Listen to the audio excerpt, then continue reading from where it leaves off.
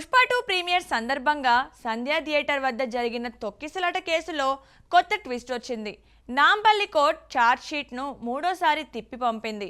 అల్లు అర్జున్తో సహా 23 మందిపై charge sheet దాఖలైంది. అయితే సాంకేతిక లోపాలు, ఆధారాలు జతపరచకపోవడంతో కోర్టు దాన్ని రిటర్న్ చేసింది.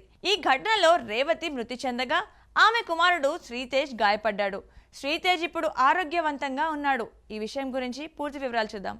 డిసెంబర్ 4, 2024న పుష్ప 2 ప్రీమియర్ సమయంలో సంధ్యా థియేటర్ వద్ద తొక్కిసలాట జరిగింది.